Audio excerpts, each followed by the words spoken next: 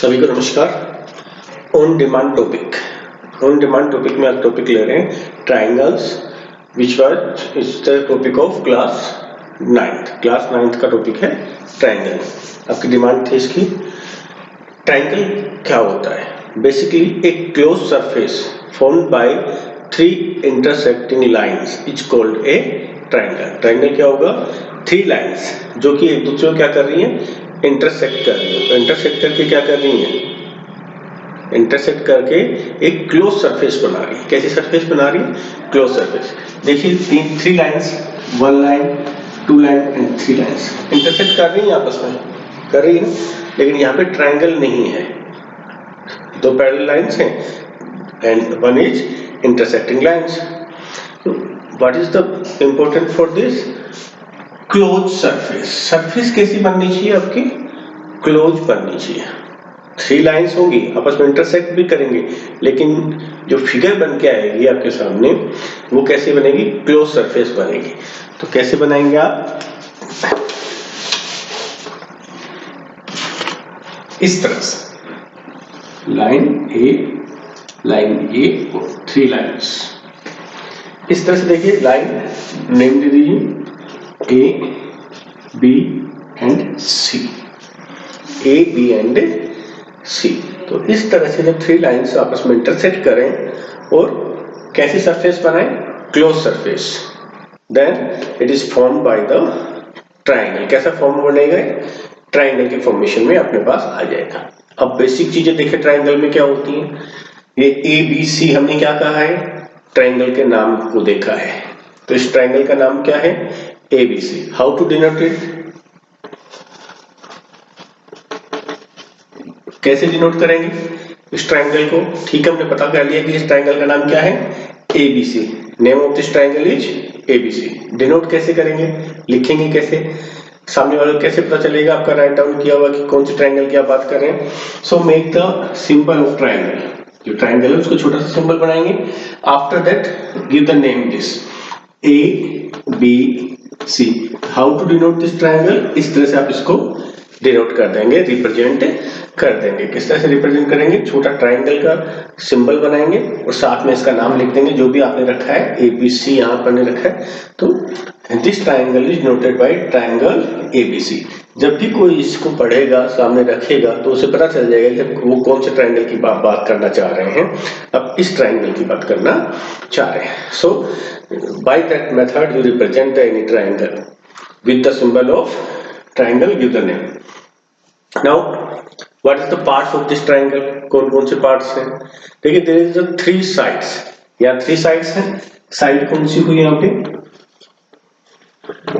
Side होगी आपकी AB and BC and CA। These are the 3 sides of a triangle। तो कितनी side होती है ट्राइंगल में? 3 साइड्स होती है। तीनों साइड्स का नाम आपने दे दिया AB, BC एंड CA। ठीक है, और कौन सा पार्ट बच गया इस ट्राइंगल का? Angle A, angle B and angle C। इस तरह से जब हम सिंबल बना रहे हैं एंगल्स का, ये A को रिप्रेजेंट कर रहा है, B को कर रहा है, C को कर रहा है। तो how many angles in this triangle? 3 angles. Angles is angle A, angle B and angle C। So these are the 3 angles of a triangle। 3 angle हो गए। और भी कोई पार्ट बच गया क्या इस ट्राइंगल का? जी, वर्टेक्स। किसकी बात करें? वर्टेक्स। कितने वर्टेक्स होंगे? 3 ही वर्टेक्स होंगे। वर्टेक्स को हमेशा हम कैपिटल ABC अल्फाबेट से हम क्या करते हैं? रिप्रेजेंट करते हैं। वर्टेक्स को हम किससे रिप्रेजेंट करते हैं? कैपिटल लेटर्स से। ठीक है, so vertex is A, B and C। तो इस तरह से जो नाम देंगे वो कैपिटल लेटर्स में देंगे। ओके, तो these are the parts of this triangle. इस ट्राइंगल के ये पार्ट हो गए। तो कौन कौन से पार्ट हो गए आपके? Sides, after that angles and vertexes. और इसका नाम कैसे देंगे? डिनोट कैसे करेंगे? रिप्रेजेंट कैसे करेंगे? वो इस तरह से उसको रिप्रेजेंट कर देंगे। तो this is the basic information about the triangle. What is the sum of the all angles of this triangle 180. Angle A plus angle B plus angle C, तीनों एंगल का सम देखेंगे तो कितना आ जाता है यहाँ पे, ये 180 डिग्री होता है। सबको पता है, आप सबको पता है, तो प्रीवियस क्लासेस में पढ़ते हैं कि सम जो होता है ट्राइंगल्स के एंगल्स का, कोई सा भी ट्राइंगल हो उसका सम कितना होगा, एंगल 1 2 3 एंगल्स ही होंगे, तीनों का सम कितना हो जाएगा, 180 हो जाएगा। ठीक है, नाउ नेक्स्ट हम देखते हैं इसमें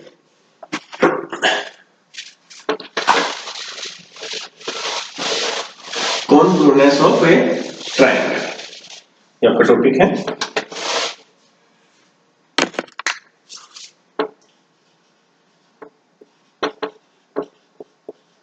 congruence ऑफ ए ट्राइंगल। अभी congruent ट्राइंगल्स क्या होते हैं इसकी बात करते हैं। congruent ट्राइंगल्स, सिंपल एग्जांपल अपन लें, कोई भी शेप हमारे पास में ट्राइंगल की तरह गिवन है, मान लीजिए ये ट्राइंगल है और दूसरी शेप भी शेप इस ट्राइंगल की इस तरह से गिवन है, दो ट्राइंगल है, दोनों की शेप क्या है, सेम है।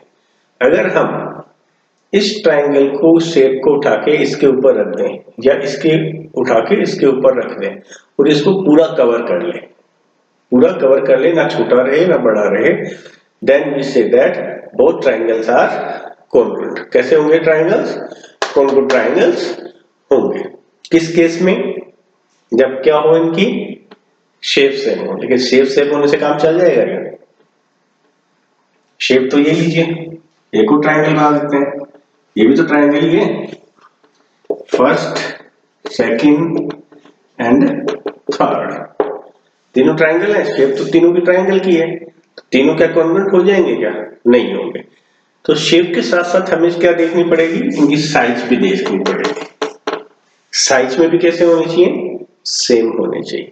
सो किसी भी ट्राइंगल के congruent होने के लिए कौन कौन सी चीजें सेम होनी चाहिए, साइज एंड शेप। शेप और साइज दोनों क्या होनी चाहिए, आपकी सेम होनी चाहिए, तभी दोनों ट्राइंगल्स को क्या कह पाएंगे, congruent ट्राइंगल्स होते हैं। अब देखिए बहुत सारे ट्राइंगल्स बनाते हैं हम यहाँ पे, ये लीजिए को ट्राइंगल बना देते हैं, ठीक है, एक और बना देते हैं इधर, ये आपका था फोर्थ और ये फिफ्थ। इस तरह से बहुत सारे ट्राइंगल्स हमारे पास में आ जाए, ठीक है। तो हम एक एक को काट कर ट्राई कर नहीं सकते, एग्जामिनेशन में बैठे तो पेपर तो कटिंग करेंगे नहीं, तो हम कैसे पता लगाएं कि गिवन ट्राइंगल्स आर congruent और नॉट congruent ट्राइंगल्स हैं या नहीं है। इसके लिए बेसिक रूल होता है, क्या करें, उनके साइड्स को चेक कर लें, सभी की साइड सेम है या नहीं है। मान लीजिए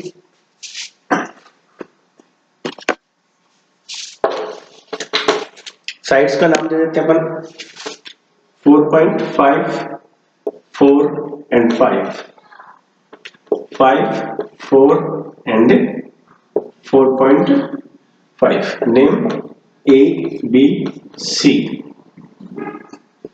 D E F P Q R, इसका क्या नाम है, P Q R S R T, कुछ भी नाम दे दीजिए, ठीक है। इस तरह से आपने नाम दे दी, इनकी साइज का दे देते हैं, ये 6 ये 4, ये साइज आपकी 4.5, इसी तरह इसका भी दे दीजिए, ये आपकी 5, ठीक है, ये 4 एंड ये 4.5, ओके। इस तरह से हमने सब साइड्स को दे दी। अब इसमें देखिए आप साइड्स हैं 4 सेंटीमीटर, 4.5 सेंटीमीटर एंड 5 सेंटीमीटर, यहाँ पे भी 4 4.5 एंड 5 सेम साइड्स हैं, 4 4.5 and 5, it means first second and fourth, ये आपस में क्या है, congruent ट्राइंगल्स हैं। कैसे हैं, congruent ट्राइंगल्स हैं। अब congruent ट्राइंगल्स का हमें कैसे पता चला, क्योंकि सभी की साइड्स क्या है, सेम है, ठीक है। वो शेप को घुमा करके आप रख देंगे या तिरछा करके रख देंगे वो अलग है, लेकिन सभी की शेप क्या है, ट्राइंगल की है, और साइज क्या है, तीनों साइड्स का सेम, दोनों चीजें सेम है, शेप एंड साइज। किसमें? फर्स्ट, सेकंड और थर्ड में। जबकि थर्ड में देखिए दो साइड तो वही आ गई, लेकिन तीसरी साइड क्या होगी? 6। तो ये क्या हो गया आपका? कॉन्ग्रुएंट ट्रायंगल नहीं होगा। इसी तरह इसका मान लीजिए ये 6, 7, ये 5, तो ये भी कॉन्ग्रुएंट ट्रायंगल नहीं होगा। तो कौन कौन से हुए कॉन्ग्रुएंट ट्रायंगल? फर्स्ट, सेकंड और थर्ड, फोर्थ, जिनकी साइड्स क्या है? सेम है, वही कैसे होंगे? कॉन्ग्रुएंट ट्रायंगल्स होंगे। अब इनकी बात करते हैं अपन कॉन्ग्रुएंट ट्रायंगल्स की। ये तो हमें पता चल गया कि तीनों क्या है? Congruent triangles. ओके, अब इनको भी लिखेंगे कैसे? रिप्रेजेंट कैसे करेंगे? ऐसा हो सकता है कि ये दोनों ट्रायंगल क्या है? कॉन्ग्रुएंट है, और अपन लिख ऐसे दें कि वो ऐसा शो कर दे कि ये कॉन्ग्रुएंट नहीं है। हो सकता है कैसा?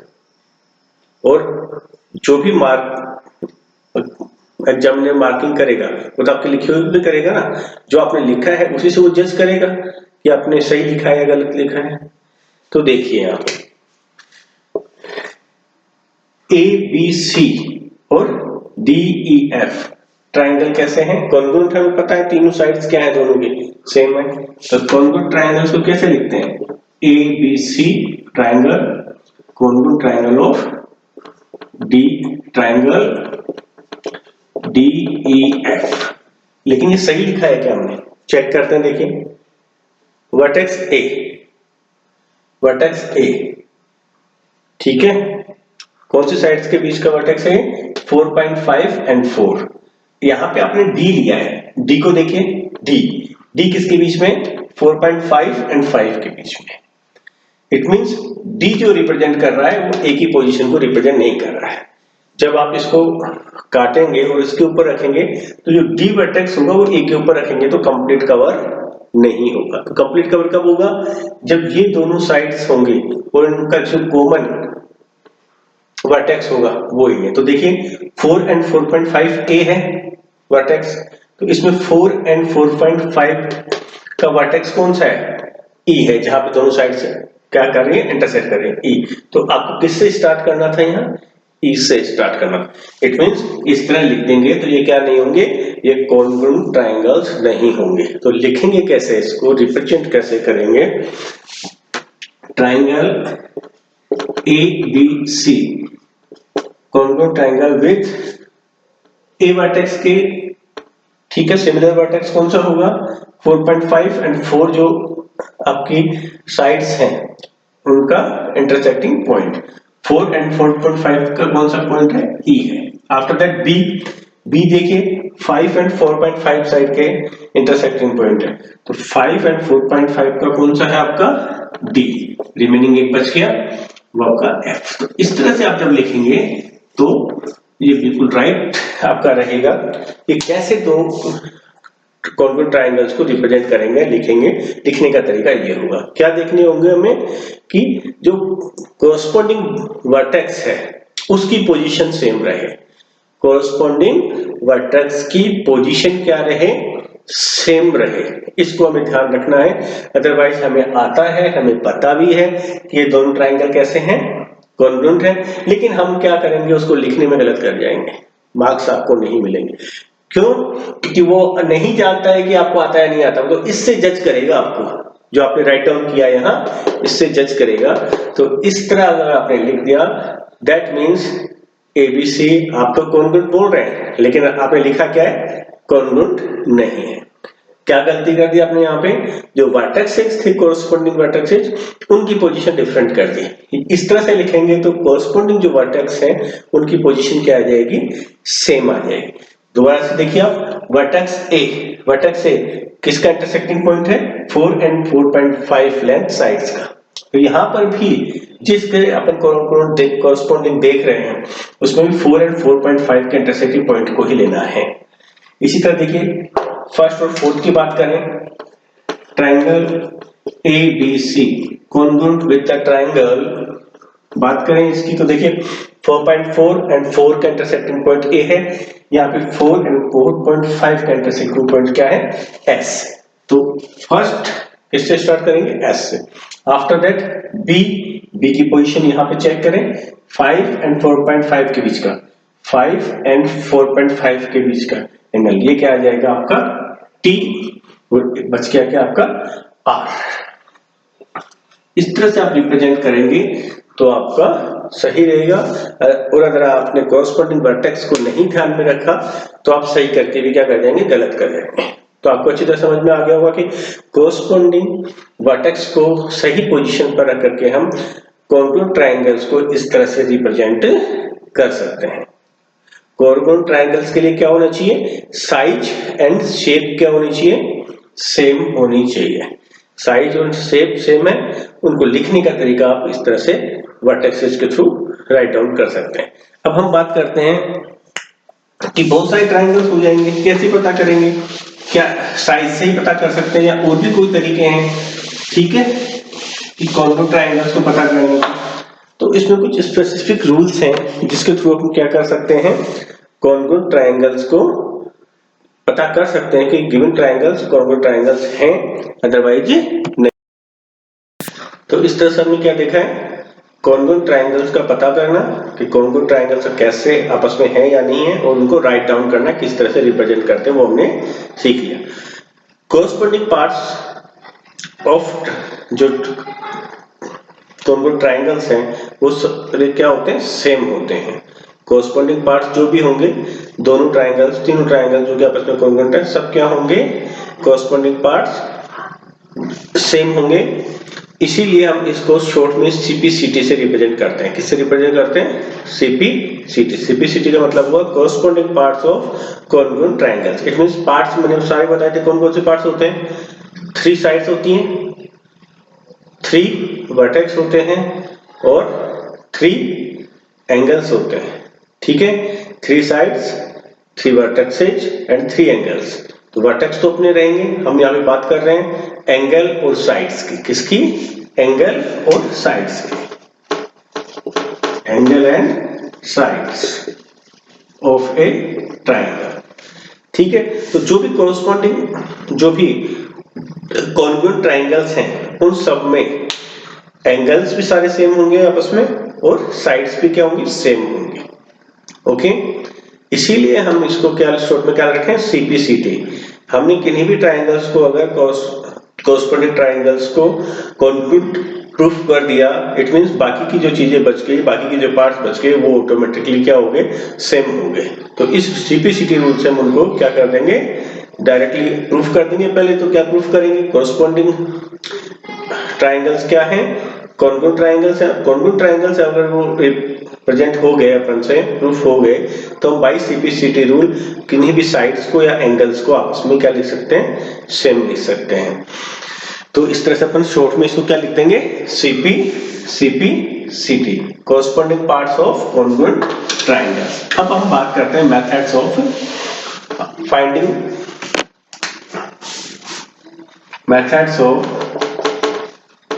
methods of finding congruent triangles। जो congruent triangles हैं उनको फाइंड आउट करने के मेथड्स की बात करते हैं। तो सबसे पहले हम बात कर रहे हैं फर्स्ट SAS रूल। यहाँ पे S का मीनिंग होता है साइड और A का मीनिंग होता है एंगल, ठीक है। SAS रूल की बात कर रहे हैं। SAS रूल का मीनिंग साफ है कि दोनों S के बीच में क्या आ रहा है, A आ रहा है। दोनों S के बीच में क्या आ रहा है, A आ रहा है। इट मींस जो एंगल सेम होगा वो कौन सा एंगल होना चाहिए, सेम साइड के बीच का एंगल होना चाहिए। जो भी दो ट्रायंगल होंगे उनकी जो दो साइड सेम होंगी, मान लीजिए एक साइड ये है एक साइड ये है, तो दोनों साइड्स के बीच का मतलब जहां इंटरसेक्ट कर रही हैं दोनों साइड्स का इंटरसेक्टिंग पॉइंट जो एंगल बना रहा है वो क्या होना चाहिए, सेम होना चाहिए। हम इसको SSA नहीं लिख सकते, ना ही इसको ASS लिख सकते हैं, ओके। ASS का तो मतलब वो कोई भी एंगल सेम हो जाए, ठीक है। SSA का मतलब दो साइड और एक एंगल सेम हो जाए। लेकिन हम स्पेसिफिक रूल की बात कर रहे हैं SAS, इट मींस दो साइड और एक एंगल सेम होना चाहिए। क्या होना चाहिए, 2 sides and 1 angle is same, then triangles are congruent. If two sides of one angle is same, दो साइड और एक एंगल अगर सेम हो जाता है तो वो ट्राइंगल कैसे हो जाते हैं? कॉन्ग्रुएंट ट्राइंगल्स हो जाते हैं। लेकिन हम यहाँ स्पेसिफिक बात कर रहे हैं एंगल की, तो एंगल कौन सा सेम होना चाहिए? एंगल वो सेम होना चाहिए जो कि दोनों साइड के कॉमन पॉइंट पे बन रहा है, मतलब जहां पे दोनों सेम साइड क्या है, इंटरसेक्टिंग पॉइंट जो एंगल बना रहे हैं वो क्या है, सेम है। SAS रूल हम इसी को बोलते हैं, ठीक है। If two sides and one angle is same, then given triangles are congruent triangles. Given triangles कैसे हो जाएंगे आपके? congruent triangles हो जाएंगे। ओके, एंगल कैसा होना चाहिए? कॉमन साइड जो दोनों की सेम साइड है, ठीक है, उनके बीच का एंगल होना चाहिए। SAS रूल को हम कभी भी SSA या ASS नहीं लिख सकते, इसको SAS ही लिखेंगे। इसी से रिलेटेड हम एक क्वेश्चन लेते हैं जिससे और क्लियर हो जाएगा। देखिए क्वेश्चन नंबर, देखिए एग्जांपल फर्स्ट है आपकी बुक का, इसको क्लियर करते हैं कॉन्ग्रुएंट को अच्छी तरह से। इन फिगर 7.8 फिगर ये आपकी बनी हुई है आपकी। OA equal to OB, OA किसके इक्विवेलेंट है? OB के इक्विवेलेंट है। OA साइड किसके इक्वल है? OB साइड के इक्वल है। And OD equal to OC, OD किससे सेम है? OC के। देखिए वन बार यहाँ पे क्रॉस किया हुआ है, वन स्मॉल लाइन बनी हुई है, यहाँ पे स्मॉल लाइन बनी हुई है, इट मींस ये दोनों साइड्स क्या आपस में सेम है। इसी तरह यहाँ पे टू लाइंस, यहाँ पे टू लाइंस बनी हुई है, तो ये भी आपस में कैसी है? सेम है। अब हमें क्या प्रूफ करना है? फर्स्ट हमें प्रूफ करना है कि triangle AOD and triangle BOC कैसे हैं? कॉन्ग्रुएंट ट्रायंगल्स हैं। तो देखिए कॉन्ग्रुएंट ट्रायंगल्स होने के लिए अभी अपन ने रूल पढ़ा था, SAS रूल। कौन सा रूल? SAS rule. दो साइड और एक एंगल को सेम कर दें तो ट्रायंगल कैसे हो जाते हैं आपके पास? कॉन्ग्रुएंट ट्रायंगल्स हो जाते हैं। तो देखिए यहाँ पे कैसे सोल्व करेंगे इसको। गिवन क्या है हमारे यहाँ पे? First OA equal to OB given है, ये OA equal to OB already given है। Similarly OD equal to OC दोनों क्या है? गिवन है। ओके, ये चीजें गिवन है। एंड हम एंगल की बात करें, angle is AOD and angle AOD is equal to angle BOC। AOD angle BOC के इक्वल होगा। क्यों होगा इक्वल? वर्टिकली अपोजिट एंगल्स है ये। कैसे हैं? वर्टिकली अपोजिट एंगल्स हैं। वर्टिकली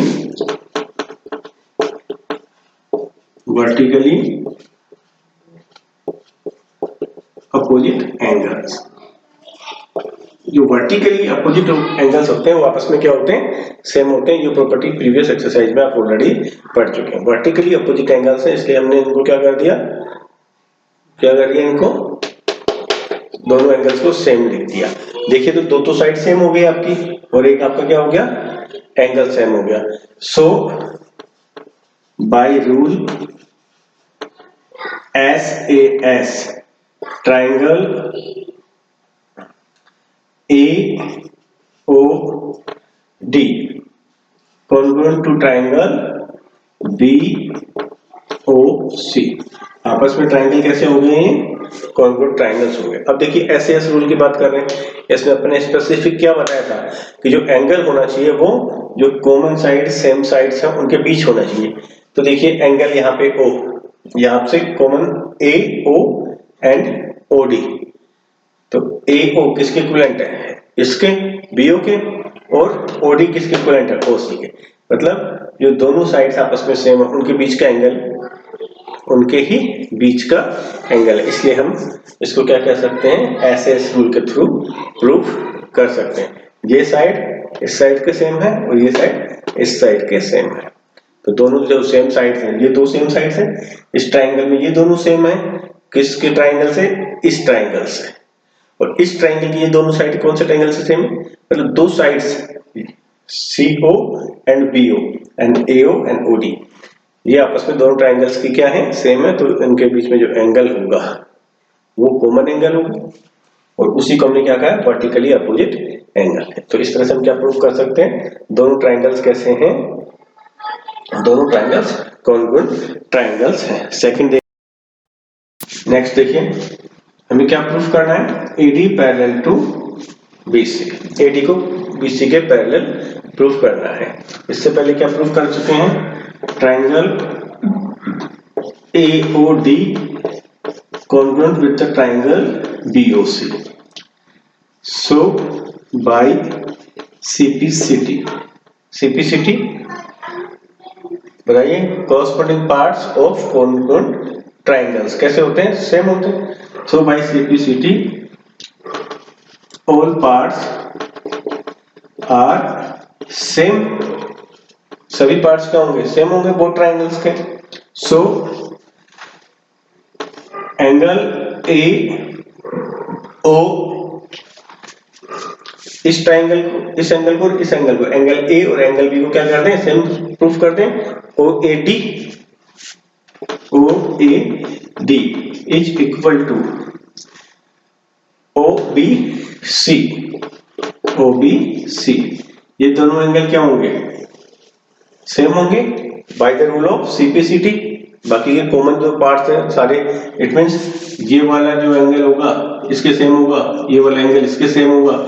जब ये एंगल सेम हो गए, एंगल सेम हो गए, then AB then AD parallel to BC। AD किसके पैरेलल हो जाएगा? BC के पैरेलल हो जाएगा। यही हमें क्या करना था? प्रूफ करना था। ये एंगल इसके सेम है, C एंगल D के सेम है। जब एंगल सेम है आपस में तो ये कैसे हो जाएंगे? आपके पैरेलल लाइंस हो जाएंगे, आपस में कभी इंटरसेक्ट नहीं करने वाले लाइंस हो जाएंगे bye the rule of CPCT। एक और एग्जांपल लेते हैं इसी से रिलेटेड, देखिए नेक्स्ट एग्जांपल देखिए, AB is a line segment, AB is a line segment and line L is perpendicular bisector. If a point P is lie on line L, show that P is equidistant from A and B. ये given है, हमें proof क्या करना है? Show that P is equidistant, मतलब P की जो distance है वो A और B से क्या है? सेम है। गिवन क्या है? एक लाइन सेगमेंट AB, ये आपका लाइन सेगमेंट है AB एंड लाइन L, ये लाइन L हमने मान ली यहाँ पे परपेंडिकुलर बाइसेक्टर। परपेंडिकुलर तो परपेंडिकुलर लाइन हुई, बाइसेक्टर का मतलब क्या हुआ? AB लाइन को क्या कर रही है? दो इक्वल पार्ट्स में डिवाइड कर रही है, ठीक है? तो दोनों पार्ट्स आपस में क्या हो गए? सेम हो गए। If a point P is line on L, P point line पे मान लिया, देन ये कह रहा है PA equal to PP, PA equal to PP, हमें प्रूफ करना है। इस पॉइंट को आपने कुछ भी मान लीजिए अपनी तरफ से, O मान लीजिए, ठीक है? ये लाइन है। अब करते हैं, देखिए कैसे करेंगे। गिवन क्या है हमारे पास? Given line L perpendicular to AB, perpendicular to AB and O is the midpoint of line segment AB। O क्या है हमारे पास में? लाइन सेगमेंट AB का मिड पॉइंट है। क्या है? Mid point. मिड पॉइंट क्यों गिवन है? इसने बाइसेक्टर की बात की है हमारे से। टू प्रूफ क्या करना है हमें? प्रूफ हमें करना है PA इक्वल टू पीबी, दोनों साइड आपस में क्या है, सेम है। ये हमें प्रूफ करना है। देखिए कैसे प्रूफ करेंगे। सो प्रूफ कर रहे हैं, दोनों ट्राइंगल्स को क्या प्रूफ करें, कौन कौन ट्राइंगल्स प्रूफ करें, एसएस रूल अप्लाई कर लें इसके ऊपर। देखिए यहाँ पे AO equal to OB, AO equal to OB and OP equal to OP। ये तो आपका क्या है, गिवन है। ये क्या है, कॉमन साइड है दोनों की, दोनों जो ट्राइंगल है उसकी क्या है, OP तो क्या होगी, दोनों की कॉमन साइड होगी। And AO is equal to OB। ये बाइसेक्टर की बात की थी इसने परपेंडिकुलर लाइन के थ्रू, तो दोनों पार्ट जो हुए वो कैसे होंगे, बराबर होंगे। So it's given. Now angle POA is equal to angle POB। ये दोनों एंगल सेम क्यों हुए, ये क्या है, लाइन एल AB लाइन के लाइन सेगमेंट के ऊपर परपेंडिकुलर है। परपेंडिकुलर है इट मींस ये कैसे एंगल होंगे, 90 डिग्री एंगल होंगे। कैसा हो गया, 90 डिग्री। जब परपेंडिकुलर लाइन होती है तो कैसे एंगल बनाती है, हमेशा 90 डिग्री। ये भी आपका 90 डिग्री और ये भी 90 डिग्री, तो दोनों एंगल क्या हो गए, सेम हो गए। So by SAS rule, SAS rule देखिए कॉमन साइड्स कौन कौन सी हैं, OA एंड OP और इधर OB एंड OP। तो कॉमन साइड्स जो है ये दोनों कॉमन साइड हुई, ये दोनों इसकी हुई, तो इनके बीच का एंगल है, तो बीच के एंगल की हम बात कर रहे हैं कॉमन साइड्स के, तो SAS रूल अप्लाई कर सकते हैं। So by SAS rule triangle PAO congruent with the triangle PBO, congruent triangle हो गए। So by CPCT, congruent triangle हो गए तो अपन कौन सा अप्लाई कर सकते हैं, CPCT अप्लाई कर सकते हैं। CPCT क्या होता है, बोलिए, corresponding parts of congruent triangles are same। corresponding parts क्या होते हैं, congruent triangles के आपस में सेम होते हैं। और PA equal to PB find out करना है हमें। PA और PB भी क्या है, दोनों साइड्स है दोनों ट्राइंगल्स की। Then PA equal to PP, यही हमें क्या करना था, प्रूफ। ये हमें प्रूफ करना, कैसे प्रूफ किया आपने, दोनों ट्राइंगल को क्या बता दिया आपने, कॉन्ग्रुएंट ट्राइंगल्स प्रूफ कर दिया। After that CPCT corresponding parts of congruent triangles are same। तो corresponding parts PA के corresponding कौन सी साइड है आपकी, PB की। पार्ट्स हैं इन ट्राइंगल्स के, ये भी साइड्स हैं, बात की थी ना, या तो पार्ट्स कौन कौन से साइड होते हैं, एंगल होते हैं, तो ये साइड्स हैं, तो ये भी आपस में क्या हो जाएंगी, सेम हो जाएंगे। इस तरह से आप क्या प्रूफ कर सकते हैं कि PA is equal to PB। तो कौन कौन से रूल अप्लाई किए, सबसे पहले SAS रूल अप्लाई किया और हमने कॉन्ग्रुएंट ट्राइंगल लगा दिया। आफ्टर दैट हमने CPCT की बात की और दोनों साइड्स को क्या कर दिया, सेम कर दिया। आज इतना ही, कल इसी टॉपिक के ऊपर आगे चलेंगे, इसको कंप्लीट करेंगे। आफ्टर दैट जो भी आपकी डिमांड रहेगी उस टॉपिक को लेके हम आगे चलेंगे। आज के लिए इतना ही, धन्यवाद।